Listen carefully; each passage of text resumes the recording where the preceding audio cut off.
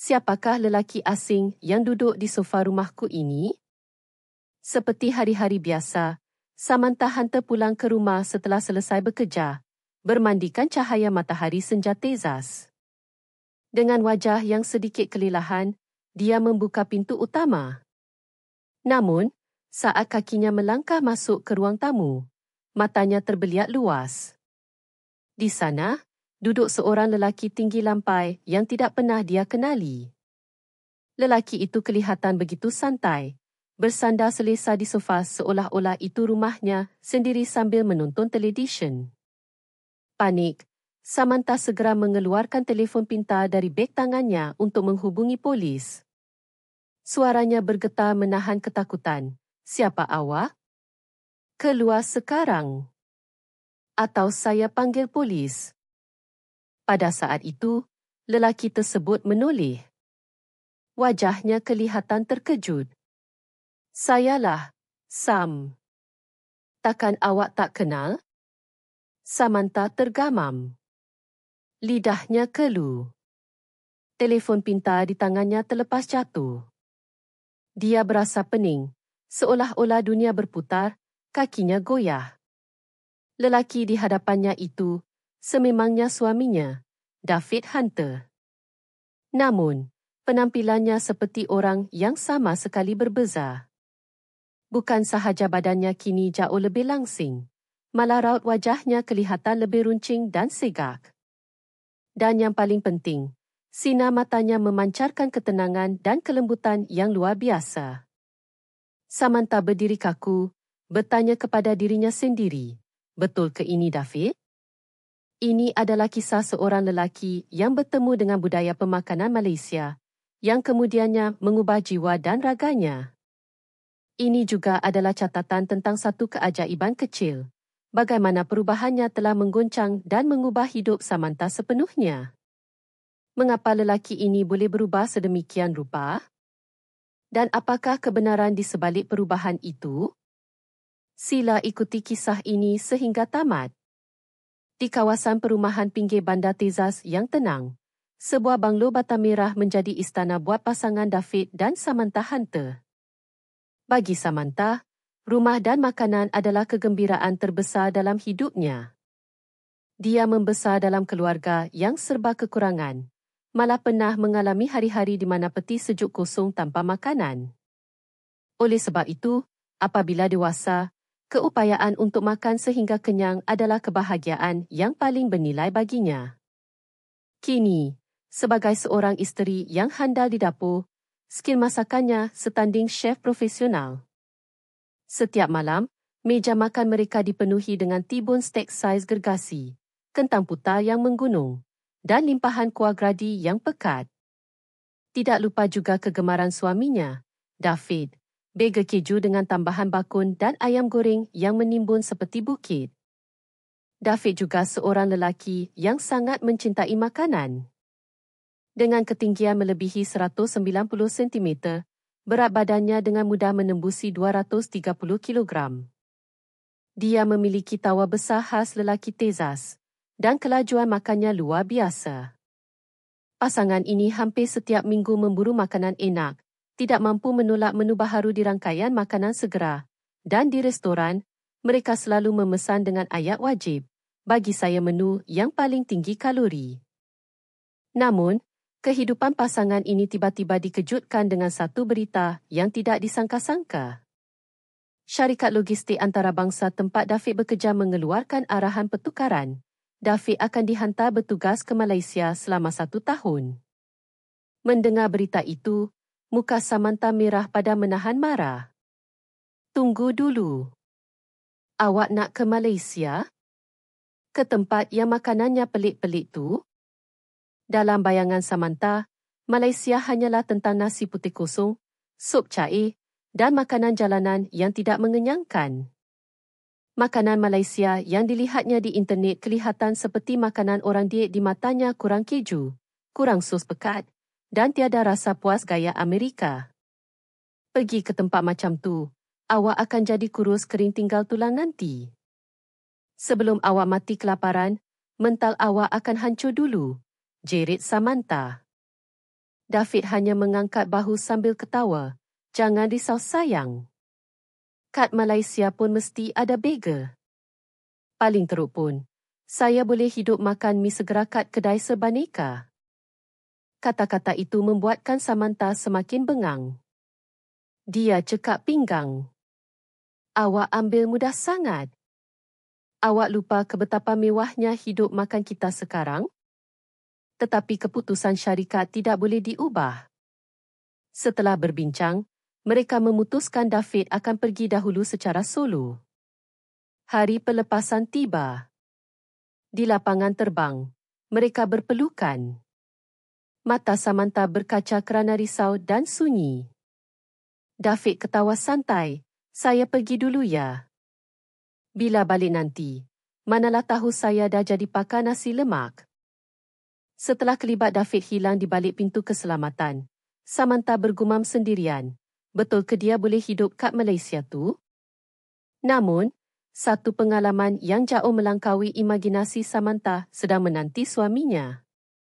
Saat menjejakkan kaki di lapangan terbang antarabangsa Kuala Lumpur, KLIA, mata David Hunter terbuka luas. Sangat teratur. Macam tak percaya bisik hatinya. Di Amerika, lapangan terbang sentiasa bingit dengan suara orang berbual, pengumuman yang tidak henti-henti dan bunyi roda beg yang bersimpang siur. Namun di KLIA, suasananya terkawal dan efisien. Walaupun ramai orang, tidak kedengaran jeritan atau kekecohan. Bunyi roda beg di lantai berkilat pun seolah-olah diredam. Ini betul ke lapangan terbang? Macam sistem yang beroperasi dengan sempurna, gumamnya tanpa sedar. Di kaunter imigresen, pegawai menyapanya dengan senyuman mesra dan bahasa Inggeris yang fasih. Selamat datang, Tuan. Mereka tidak terkejut melihat saiz badannya yang besar. Sebaliknya memproses dokumen dengan tenang dan profesional. Sikap mereka memancarkan keramahan Malaysia yang terkenal. Di balai ketibaan, wakil syarikat Malaysia sudah menunggu. Seorang lelaki berbaju kemeja kemas mengangguk hormat sambil menghulurkan kad nama dengan kedua-dua belah tangan. Tuan Hunter, selamat datang ke Malaysia. Saya akan bawa Tuan ke tempat penginapan. David agak kekuk, tetapi dia menyambutkan nama itu dengan kedua-dua tangannya juga. Budaya bertukarkan nama dan salam hormat, tangan di dada, ini terasa asing tetapi penuh adab. Dia kemudian dibawa menaiki kereta menuju ke kondominium di pinggir Kuala Lumpur. Pemandangan di luar tingkap memukau David. Pokok-pokok hijau merimbun di sepanjang jalan raya, Kuala Lumpur benar-benar sebuah bandar dalam taman. Walaupun trafik agak sibuk, dia kagum melihat bagaimana kereta dan motosikal bergerak. Setibanya di kondominium yang disediakan syarikat, dia sekali lagi dikejutkan dengan budaya tempatan. Sila buka kasut di sini ya, Tuan, kata pekerja Malaysia itu sambil menunjuk ke arah pintu masuk. David terpinga-pinga melihat kasut yang tersusun rapi di luar pintu. Dia memandang kasut but besarnya. Selipar rumah ni muat ke dengan kaki aku? Fikirnya sambil tersenyum geli hati. Namun apabila dia menyarung selipar tetamu, rasa selesa itu menyambutnya. Rumah itu kompak tetapi lengkap. Reka bentuk dalamannya bijak memaksimumkan ruang. Walaupun ringkas, ia terasa sangat praktikal. Keesokan harinya di pejabat, dia mengalami satu lagi kejutan budaya. Fokus. Pekerja bekerja dengan tekun di hadapan komputer. Walaupun ada perbualan, ia dilakukan dengan nada rendah dan sopan. Sehingga waktu makan tengah hari, pejabat adalah ruang yang penuh efisiensi namun harmoni. Inikah cara kerja orang Malaysia? Rasa hormat mula timbul dalam hati David. Walaupun kehidupan di Malaysia sudah bermula, satu perkara yang paling merisaukan David ialah makanan. Apabila dia masuk ke pasar raya, rak-rak dipenuhi bahan yang tidak pernah dilihatnya. Santan, pelbagai jenis kicap, tauhu dan rempah ratus yang asing. Dia akhirnya mengambil beberapa tin makanan import dan mi segera untuk dibuat bekal. Malam itu, dia makan mi segera sambil mengeluh. Bab makan ni, nampaknya memang aku takkan boleh sesuaikan diri. Namun, pada suatu hari, rakan sekerjanya, Rahim, menegurnya. Tuan Hunter, kalau tak keberatan, jom makan tengah hari sekali. Saya nak bawa tuan rasa makanan tempatan. David dibawa ke sebuah restoran kopitiam moden yang bersih berdekatan pejabat. Rahim mencadangkan menu set nasi ayam Hainan dan sayur campur. Ini makanan selesa orang Malaysia. Ringkas tapi sedap, kata Rahim. Tidak lama kemudian, makanan sampai. Nasi yang dimasak dengan stok ayam, sup jernih, ayam kukus yang lembut, dan sepinggan sayur pakcoy bersos tiram. Warnanya ringkas, jauh beza dengan makanan Amerika yang penuh sos pekat. Jujurnya, David tidak menaruh harapan tinggi. Tetapi, saat suapan pertama masuk ke mulutnya, persepsinya berubah 180 darjah. Nasi itu wangi dan lembut. Rasa ayamnya meresap tetapi tidak berminyak. Supnya ringkas tetapi penuh dengan rasa halia dan daun bawang yang menyegarkan. Sayurnya pula rangup, mengekalkan rasa asli sayuran itu. Sedapnya. Jerit hatinya. Ini pengalaman baharu baginya. Rasa yang mendalam tanpa perlu bergantung pada keju, minyak berlebihan atau sos BBQ. Walaupun nampak ringkas, dia berasa kenyang dengan selesa. Inilah makanan biasa kami, kata Rahim sambil tersenyum. Biasa? David tertanya-tanya. Kekayaan rasa Amerika berbanding kesederhanaan Malaysia yang halus. Yang mana satu sebenarnya lebih baik untuk tubuh dan jiwa? Benih persoalan itu mula tumbuh.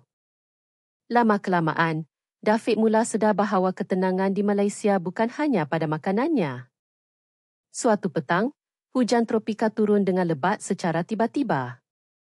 David yang tidak membawa payung terkandas di kaki 5 pejabat. Teksi susah didapati. Baru sahaja dia berkira-kira mahu reda hujan, seorang wanita yang tidak dikenali menghulurkan payung kepadanya. Encik, pakailah ni. Wanita itu tersenyum ikhlas, langsung tidak kelihatan takut atau curiga. Betul ke? Awak macam mana? Tanya David. Tak apa, saya dah nak sampai stesen LRT. Ada laluan berbumbung, jawab wanita itu sebelum berlalu pergi. David memegang payung itu, terpaku. Di negaranya, kepercayaan kepada orang asing sebegini amat jarang berlaku. Sikap tolong-menolong atau semangat muhibah ini dapat dilihat di mana-mana. Di dalam LRT/MRT, orang ramai senyap atau bercakap perlahan. Walaupun sibuk dengan telefon, suasana tetap tenang. Anak muda dengan pantas memberikan tempat duduk kepada warga emas atau wanita mengandung. Di eskalator, semua orang berdiri di sebelah kiri dengan tertib. Dalam masyarakat yang penuh adab dan kelembutan ini, pemikiran David mula berubah. Mungkin kebebasan sebenar bukan bermaksud buat apa sahaja yang kita suka, tetapi bertimbang rasa kepada orang lain untuk mencipta keamanan bersama. Dalam perjalanan pulang, dia singgah di sebuah taman tasik berdekatan masjid lama yang bersejarah. Tiada orang di situ, hanya bunyi azan sayup-sayup dan angin petang yang meniup dedaunan. Dia berdiri di situ, memejamkan mata. Rasa tenang yang suka digambarkan meresap ke dalam jiwanya. Di sini, sama ada dalam makanan atau pergaulan, wujud satu budaya halus dan tertib yang mula mempengaruhi jiwa David. Walaupun sudah selesa di Malaysia, tabiat makan lewat malam David masih suka dibuang. Siang dia makan sihat bersama Rahim, tetapi malamnya, nafsu makan gaya Amerikanya membuak-buak. Dia akan singgah beli bagel atau pizza, makan kentang goreng di hadapan TV. Sehinggalah syarikat mengadakan pemeriksaan kesihatan tahunan prosedur wajib untuk semua pekerja. Apabila keputusan keluar, wajah David pucat. Tekanan darah, gula dalam darah, kolesterol semuanya di zon bahaya. Doktor menggelengkan kepala. Tuan, kalau terus begini, risiko diabetes dan serangan jantung sangat tinggi. Tuan kena ubah gaya hidup sekarang. Malah bosnya turut menasihati dengan sopan namun tegas. Tuan Hunter, di sini menjaga kesihatan juga sebahagian daripada profesionalisme. Kalau sakit, ia akan jejaskan kerja. Ia seperti satu tamparan hebat. Di Amerika, saiz badannya dianggap gagah. Di sini, kesihatan adalah tanggungjawab. David sedar dia perlu berubah. Nyawanya dalam bahaya. Malam itu, dia berdiri di hadapan lampu neon kedai makanan segera. Kakinya berat. Adakah aku nak terus begini? Malam itu, David membuat keputusan. Aku akan ubah badan aku. Beberapa hari kemudian, Rahim mengajaknya ke rumah pada hujung minggu. Jom masak makanan Malaysia kat rumah saya? David setuju. Masuk sahaja ke dapur Rahim, bau wangi menyapa hidungnya. Bau tumisan halia, bawang putih dan serai. Hari ini kita masak set asas, ikan siakap kukus, sup ayam halia, sayur kailan dan tahu sumbat, kata Rahim. Semasa memasak, David kagum. Minyak digunakan sangat sedikit. Perasa utama ialah bahan semula jadi halia, bawang, cili, limau. Sup ini kita renih lama dengan tulang ayam dan sayur. Ia macam ubat, bukan sekadar sup, jelas Rahim. Apabila makan, David terpesona. Ikan kukus itu cair di mulut, rasa masam limau dan pedas cili yang seimbang. Sup itu menghangatkan seluruh tubuhnya. Dia makan banyak, tetapi perutnya tidak terasa berat atau senak. Badannya rasa ringan dan bertenaga. Inilah masakan Malaysia, senyum Rahim. Selepas makan, mereka minum teh tarik kurang manis. Keseimbangan rasa kelatih dan sedikit susu itu menenangkan. Malam itu, David menulis dalam diarinya, makanan sihat bukan penyiksaan, tapi satu nikmat. Bermula hari itu, transformasi David bermula. Di kedai sebaneka, dia tidak lagi membeli kerupuk, sebaliknya memilih buah potong, telur rebus, atau kacang kuda. Dia mula memasak sendiri. Pada mulanya susah, tetapi dia teringat ajaran Rahim. Menu pertamanya, ayam masak halia. Hanya ayam ditumis dengan halia, bawang, dan kicap cair. Bila dia makan hasil air tangannya sendiri, dia sebak. Sedapnya. Lama-kelamaan, dia semakin mahir. Dia tidak lagi bergantung pada makanan sejuk beku. Berat badannya turun mendadak.